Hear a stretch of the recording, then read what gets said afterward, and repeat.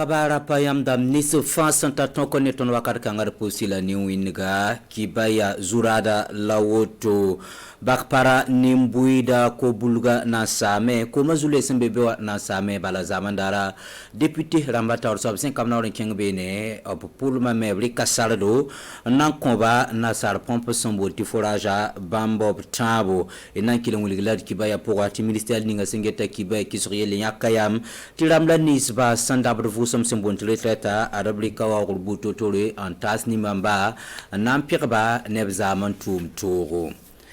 Rendem sambi sir kendat kibaya wek so pogain a député Rambata Orsob hazen kamna orza maintenant wala sincère tolo ki urasmani senkende ni anduni ram gil fal gilli sinya kon paraba na worba ob kenga timbile yul sombonde tibak para ya nakko commune poka ya sud ouest solma arab santabene oblika wala sardo namane pomse atabo ob kelenda za ritla tonnu antitas bene nimbude arsena ile songba tibala be koma zulu expose et tout nantasa sembe sud ouest solma pour pas me serable la main et kelre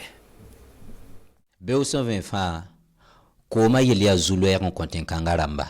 runa parba pa karle son tourné député Rambata Orsob 5 kamna wa nambang zulu isla nisba obsantar 5 koma wenge sane bala ala sar sakande koma zulu isa santa totoa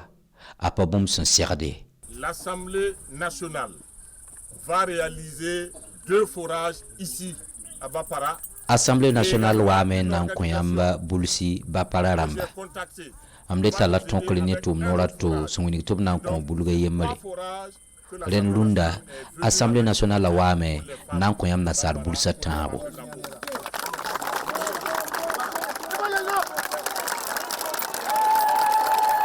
Alassane Balasa kanepa nou viro obzan ritil ton nou na wa kontenga ramba ya 8 mars son wilaktore ne yu mataba en konten kangaramba.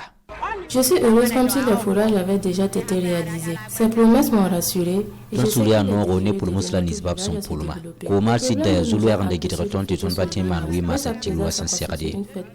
Ton pousse la barca, la ton cosrea to win am ning barca. En toute sincérité, je suis l'un des maires les plus comblés, accompagné de mes adjoints. Mamdia mer sur son nom busoko kane amtumntas be kane prefo be kane ofan woni dab suno runda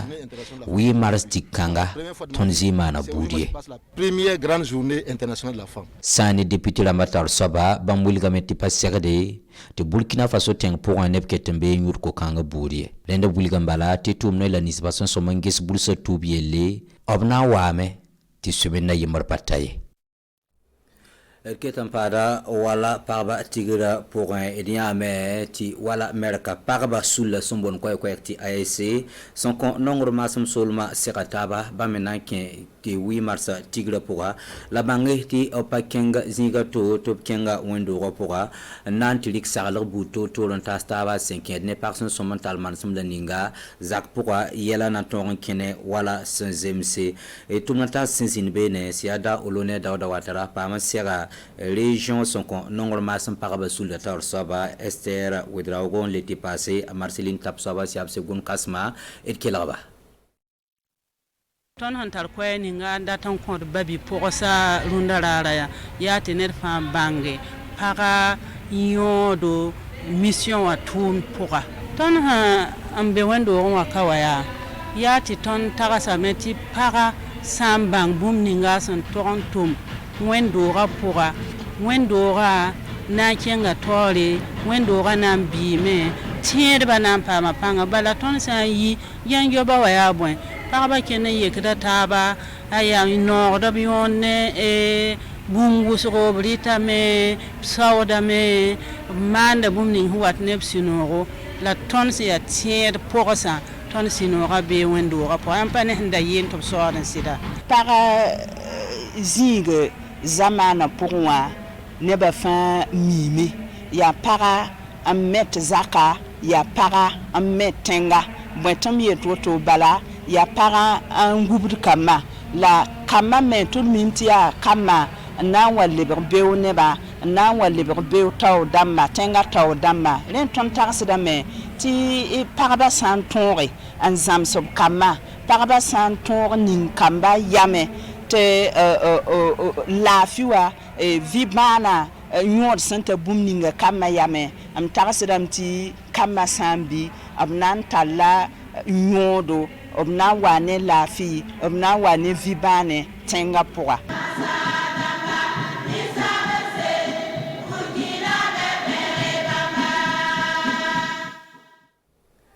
Wam Sandator Siam Kiba Zura dans le ministère de la Ninga Singeta Kiba Kisriele, en tant que député Ramatou Nora, Adobia Kalare, Nawo Ramlan Nisba, son to ministère Kangayinga, and Dabdobo Vosuma, Lene Tumata Sinsinibene, Cam Roger, Nayarkite da, Pamam Penara, RTB Télévision Tumtunaye, son lourd Vosum, Bamdaya, réalisateur en bébé, et Kelra Redo Porgo.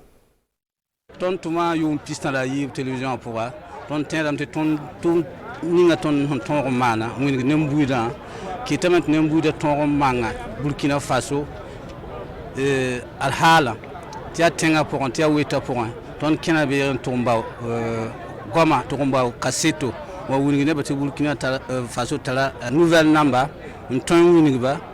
te mama me banga parce que net henzini ziyende pamiye yemba fo 15 ya taban tomba information namba wa woni que nembuy de fan pa mambanga parce que Burkina Faso ça veut dire que boudou lor boud piso la yobe donc boud fan tokombanga bomna ni hin tokoman tenga po donc boud fan tokombanga ma te Burkina Faso ya tenga yemre net fan tokontum man tenga yemre ne ba fan la taban tum te tenga yemre ya Burkina Faso yi soma inere voilà donc ton me bien de ton me tout vous c'est la vous kabe ton me ketun ton me on songo dem ni hu watba te ton rontum te tenga yorzaka Etiba serunde kibayanere mti labe Lucien Ware ninkanga soba ya wen tumtumda oblea yinda adobi sab album pale ta yura bone ti wen yam lendap sera kiba kitba yi coupel wakar son lore na wili album siya toto ton se kadna on zinbene irkelre ya album pale ta yura bone ti wen yam pora yila yo poimbe pora yinda gomda bumbu totore album pal kanga poa album ma point er gomda sugri yelle amimti sugri san kabe bala tenga katon me er gomna sugri yelle leben gomna me na burkinil ma yelle yalni se fa na son ton ti burkina me ti burkina nenga neram ton passé yel kan fa la ton gomna la leben gomna me yasa mbo nebati man gunsgu ti duniya melam kazer kare dun sabu gomna reme yelle ala gomna puso pome gomna marem son yelle adi la ya sorson twen kite ti Krista ko no gaten samo razanga yalen kite ti banya kadga yakabyam nante ben tumda ya école budu ti bala nin yila a wek da wannan gomda ayela da tugun kwayega wen gomda tum kasanga sembe duninga pour tum ninga tum sun to male amanda tum kanga yila pour nan son nimbuy de fa ka krine balier na yele ti la fisida wa Burkina Faso je me soko watenga pour ti nisala ba fa to virne ban yinda tara album damba yibu la yila yepsi yi sampatu album son bonti single album a jembe rara zurumbe ko sur zugo na yelenti nimbuida bang album kangam passé yinda yakayam na man concert da wakat swati Rendam sambi sirpusi la barke sindiku yelen zinikila gesa kibaya ni more yala dakana ndundar konta tap sek be wentasgo la kibaya ned buda gwam keten kenga da tawre zulla silmirendi wena kana kal zamana lafi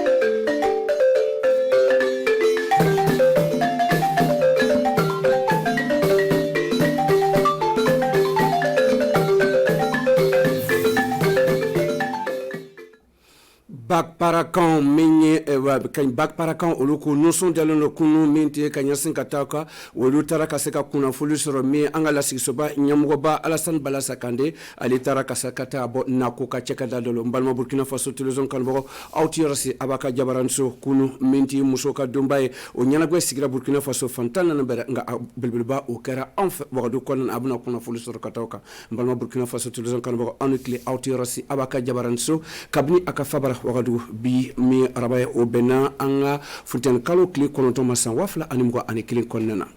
amita damine ame chechi katabo bac para oti dobere o inako ka chekeda doye angala siksoba mi Alassane Balassa Kandé ay tamake katabo mi poni mara fanfela la tayer ay tamabla sinkora katayira ko rodon o be jiko gele ro fanfela la o bota jibo bunu la kaseko mi biklina kaseka famiyar kerado anga chido mo yara kasum koni ani Christophe Da oli yanga chide RTB de Gawa o luka seriflini ngandelo krasabu kaseko labe anko laje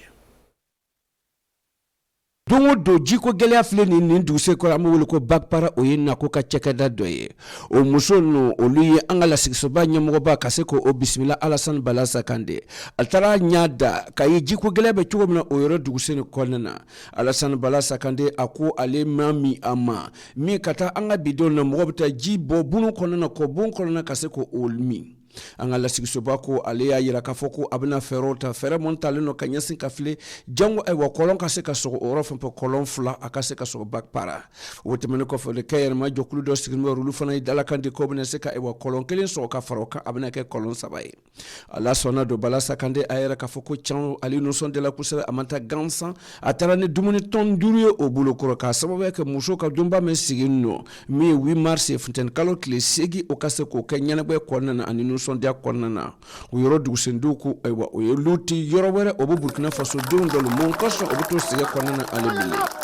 mi kanyasin kata o kuma kan konana yara ka foko chano aleko alino sondalo kusebe sabu ayi la yuru munta kanyanse kata jiko gele mbo yorola kaseka to ewa muso kana soko ka no sondia ke here konana amami alema ko abo fori la seka di orodembe ka afo ala aniche ala ka drowo ani sabu manke anga faso ana sombo yo kaseka mauso kasoko bodige konana mi na ko ka mere do akwali no sondalo kusebe chambo alema da abina kuyene ke chuko ne prefe ana ko fo mugo mon betumbe o ma favela onana tarika ni nyana bana konana ka fo muso ka domba o domba angala siksoba aka kuna wolo che ka se kana tu aka dala kanka kama mi bi Burkina Faso maradola mawbe o jimi bunun kono alebele ayala ka fo kullu na ta konana do mi doku na ta konana chidon bo black kana sakana fule baraso mo se ka damna chugomne jangu jisania ka saka do bakara amboni mi poni marala kasekana wadu kona kayira ka foko nyana baba sigira mi domba mutidira musoka domako mi maskalo klesegi funtan kalo klesegi o kare nyana baba Burkina Faso fantan anu dunia fantan na bere asiko keme ani bi worona no fle ni nan nan no fleni o kare sawe nyana baba en fait faso kona anga jamanati o nyomo o buden fa tuntara ka di anga jamanati ka musoma sika kabore akera alenya fa o don tola o bora Burkina Faso marata ani sabano bela kasekana tarika ni nyana bana kaseka famere karado anga chido montumora nongba kuda ani madame Roseline Ouattara uluti yankasere uimi soro kanadama anga to sekul ulaje na 8 mars ka ouverture la bi wala en ko wacha famia fo la ko chama to be an tutalo an to ben ban yere kan na bibi na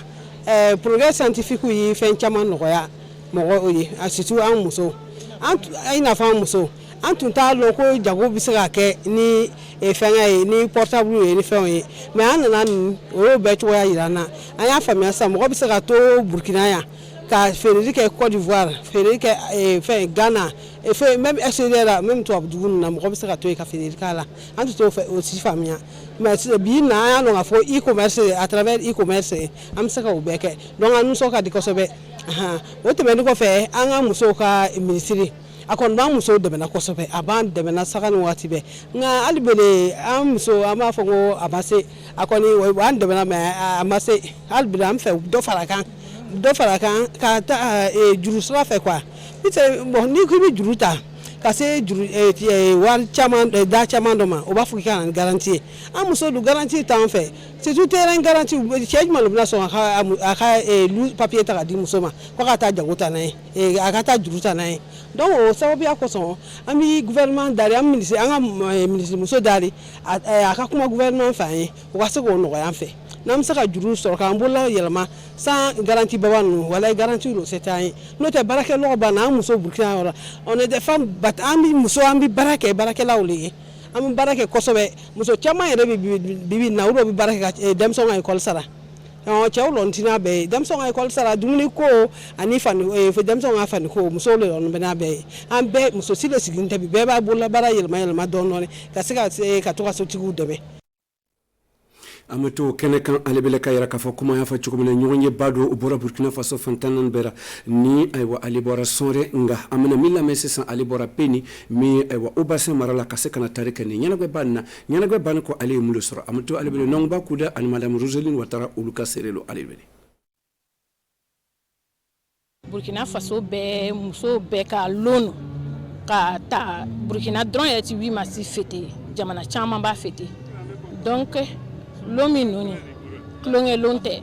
na sera ki soro si ani kɛnɛya ni bonya ni kalamara ni sera yɔrɔ ni abeba ni ta ka feti na parce que a bi bɔ yɔrɔ caman o la kana ɲɔgɔn kunbɛn a kɛra badenya ye ka kɛ sigiɲɔgɔnya ye a kɛra ko dima ye donc an n'an ɲɛmɔgɔ do an bɛna an ka fɛtaw fɔ ɲɔgɔn ye olu bi min bɛ olu fana b'o ɲɛfɔ an ye n'an sera an ka sigidaw la an fana b'a ɲɛfɔ an ka jɛɲɔgɔn ye min bɛ ɲɛmɔgɔ ye min fɔ an ɲɛna o ye kuma caman fɔ an ye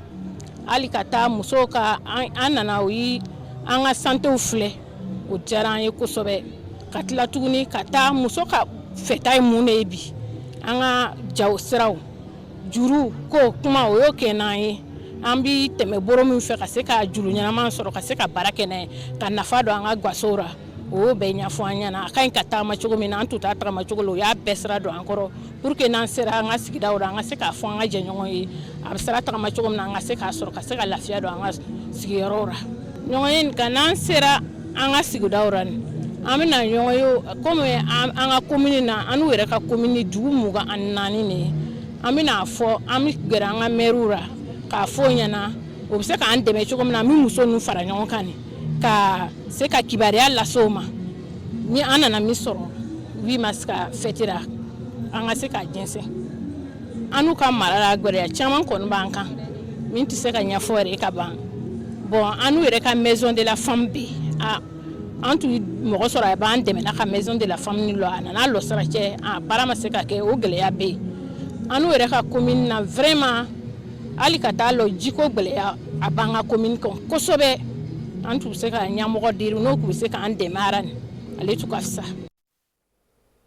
Amato nanga chibara laba amato alibelo nyana gwe kona ka yero fuko koma ya fa chugumela dombalo muso bora Burkina Faso marata ani sababela amboni o basina amtan yero soro mi beaucoup de muhunna katan yero soro suru ka kobda konna orola muso fana na ka sekana tarika ni nyonye na amato alibele nongba kuda ani Roseline Ouattara ale ka siriflini mi y'a fɔ ko bibi na an y'a lɔn ko bana bɛ yɔrɔ man ɲi fana mɔgɔ juguw bɛ yen nɔ b'an sɛgɛra donc ale bili an n'u ka ɲi ka taga ɲɛfɛ an n'u ka ɲi ka baara kɛ donc musow b'o ka jagoya ra an bɛna se cogo min na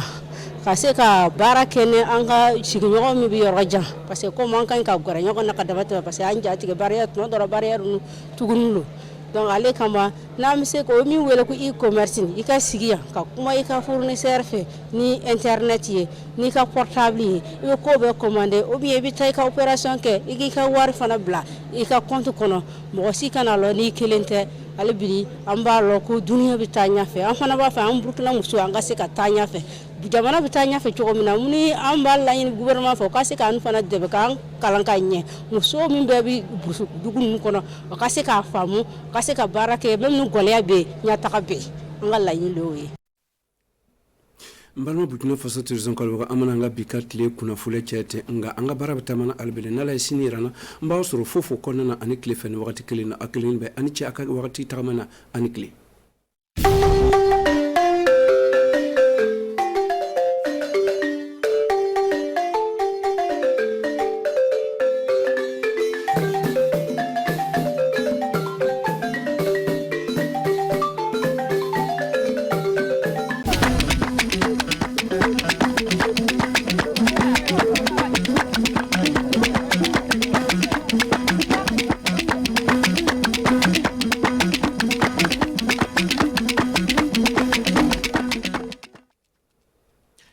handen beete ɗum wonno hooreɓe ruggaɓe tawti ɗum wonno joro en ɓe gari ɓe kawri ɗum wonno batta laamu hawjiɗo potal hakkunde ɓiɓɓe Burkina Faso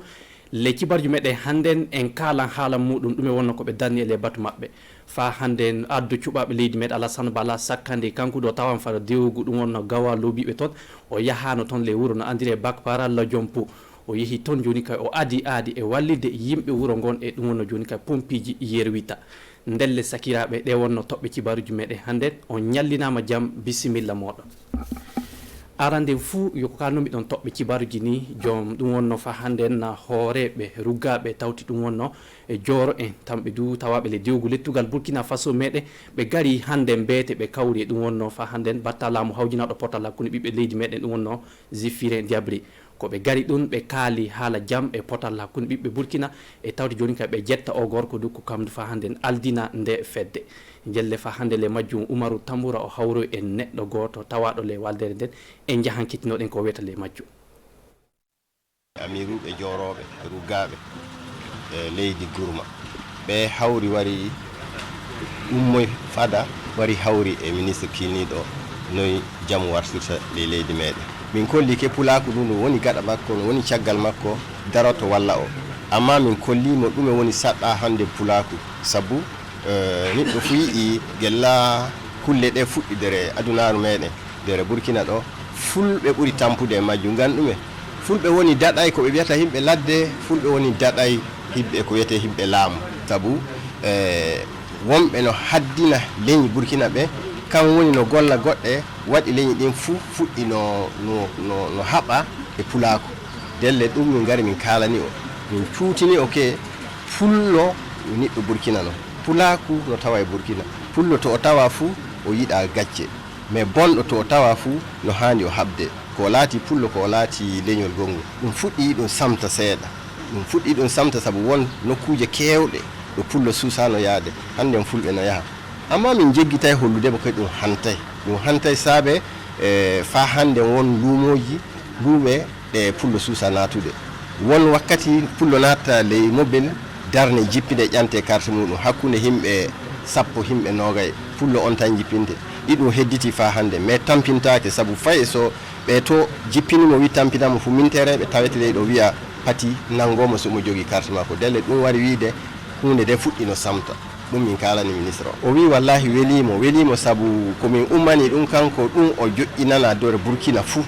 leñi Burkina ɗi ɗum waɗi o joƴƴina kanko du o wi o nani garal amin weeli o sanne ko o wawi du fu o walliranmi o haalani min ke Burkina gouvernement muɗum no haaja joƴƴinde walde mawde haalore haala potal hakkunde leñi ɓe bi ɓe jahandere nokkuje ɗe fu nder région ji ɗi ɓe bi min kala golle ɗe min muuyi gollude o wakkati min dooma fa ɓe gara ɓe kalda e région on fuu ɓe kolla ɗume woni golle kaadaɗe gollede delle somin keeɓi ɗin konngili fuu fulaku du no wawa ummi naati e gure muɗum hawra e himɓe muɗum tindina ɓe hokka kabaruji kokkaɗi ɗum delle o wi o yarrake ɗotirremi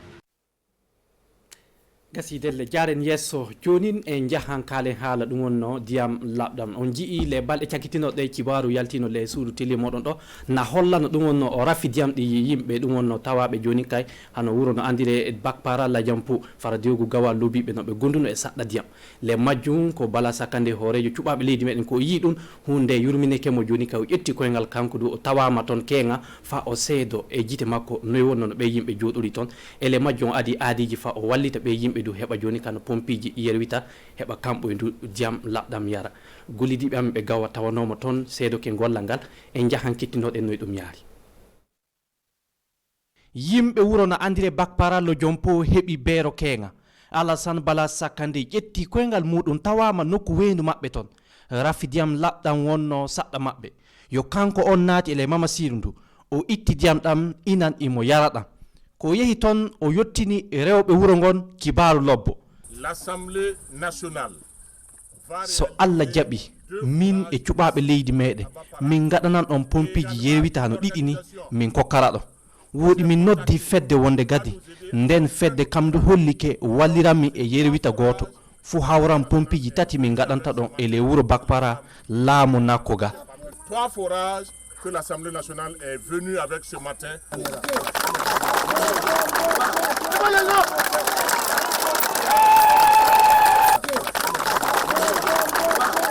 ko wana diyam labdam horejo cuɓaɓe leydi meɗen walliri yimɓe nakko e nema ko watta tonnuji joyi ɗum ina wela rewɓe wuro ngon yo seyo mango ɓe gondi.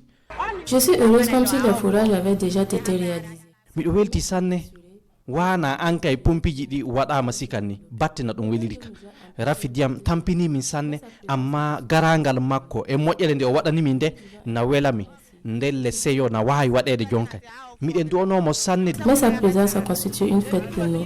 Je suis l'un des maires les plus comblés. so gonga Allah ñalawma pinɗo hande o min wonno addu fu ɓuruɗo weltade hande ni wonno ñalande rewɓe pay gilla andu min nano e ñaamo an yo hande ni gaɗumin seyo rewɓe fu ɓurugo welude kam ele adunaru. C'est aujourd'hui nous avons passé la meilleure journée des femmes. La journée internationale de la femme c'est aujourd'hui. Ndelde addu cuɓaɓe leydi meɗen fadde makko e waynogol yimɓe bakpara o wi'ano tan ɓi burkina fu no hande e yarude diyam laɓɗam ndelle leeɓa fay seɗɗa ko burkinaɓe woɓɓe na heddi keɓata diyam laɓɗam yara fa hande ɗo e jeɗɗire golle majjum fuɗɗete. jaren yesso jonin en kalan haala golle juuɗe on jiya hano fedde no andire fafpa kam dari fa ɗotire jokkolɓe burkina e heɓugol kam ɓoyndu golle joni kay ele majjum ɓe jangguini jokkolɓe ƴuroɓe fara diwgu ɗum wonno centre ouest e tawti cascade ɓe tiloke janɗe ɗe joni ka ɓe puɗɗi nawtorade ɗum wonno andal ngal ɓe keeɓile janɗe ɗe e saabe fa hooreɓe gollal ngal kam ɓoyndu yeehi fa joni kay ceedo noy wonno no yimɓe ɓen gollirta ɗon fa hande en jahan kettinoɗe noy ɗum yaari. hano ɓe jokkolɓe ɓe janginama golle juuɗe fa tiloke ɓe gonakino ɗo iɓe gollira ko ɓe jangina ɗum hooreɓe gollal ngal kamɓoy e ndugari fa ɓe ceedo noy ɓe kayeɓe gollirta hano kamɓe janginaɓe golle juuɗe iɓe ƴuura dioguji centre ouest e tawti cascade ɓe ekkitama moƴƴinde baɗɗuji ɓe janginama golle waɗugol someji wuuɗi noy maral hani jogorede e tawti suudagol ma ñiɓugol fa hande wuuɗi iɓe belti sanne saabu koɓe keeɓi ɓe andina ɗum no nafa ɓe sanne golle iri na waɗa hano kanƴi capanɗi nayo ni wonno koɓe jangina hooreɓe gollal ngal ɗum wonno fafpa fedde daronode golle juuɗe ko ɓe jokolɓe goni na golla ɗum na wuuɗi sanne saabu iɓe jiiɗi wuuɗi ɓe mbawani ɗum du ndelle jikke lobbo na won ɗon ele dabre fafpa iɓe gondi e anniya e janginde jokolɓe golle juuɗe ko watta no ujunaje jeetato ele maɓɓe ɓiɓɓe rewɓe ujunaje nayi wonno koɓe janginta ɗum fu heɓa habde e talkaku e rafi golle kayeɓe nder burkina faso meɗen. kantiren cibarju meɗen e tawede joni kay barkunduba tondu na woodi hano fedde joni andire jamtam ele hitande fu lebbi tattati hano gorko antiteɗo Bourema Diallo kanko duno ada aadi joni kay e wallude yimɓe tawaɓe toon kamɓe joni kay e sawrugol ɗum hano joni kay naw jite en wallude ɓe yimɓe ɗo heɓa talki ɓingu babaku wuuɗi hano asayi paltiɗo o waɗi ngal kawrital joni kay fa o teddina ɗum wonno yimɓe toon wuddo o wallita ɗum golleji feere feere ndeli ɗum fu en jahan daari ɗum noy ɗum yaari en kettinto kanko horejo gollal ngal.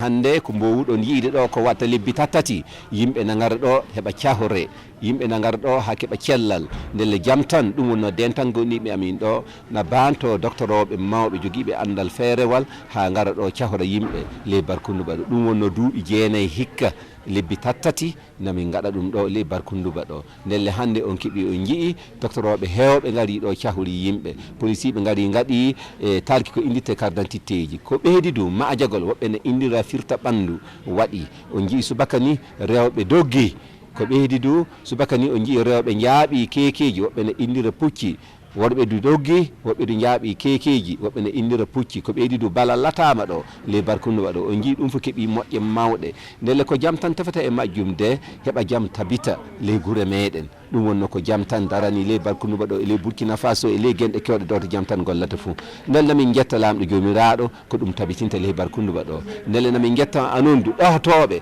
ha gollal ngal yahara ni e yeeso ndelle jaam tan no darani en ha jaam tabita e ley ɓerɗe men ha jaam tabita ley guure men ha jaam tabita ley galluje meɗen ɗum wonno ko jaam tan darani ley barkunduba ɗo ndelle laaɓe jomiraɗo hokkoroɗen lebbi tati garoji ɗiɗu namin jetta on to gonɗon ley Burkina Faso namin jetta on ande ki ɗum wonno ko jaam tan darani namin jetta ɗotoɓe du ha docteur oɓe gara ɗo lebbi tattati no cahora yimɓe police ɓe gara gaɗa carte d'identité ji ko ɓiɗir ko majagol ngol watta ɗo on jii guure nogay e goho wonno natuɗe e majagol ngo ɗum wonno fiita ɓandu ndu on jii du moƴƴe ɗe ɓe keeɓi ndelle ko jaam tan tafata e majjum de ha yimɓe keɓa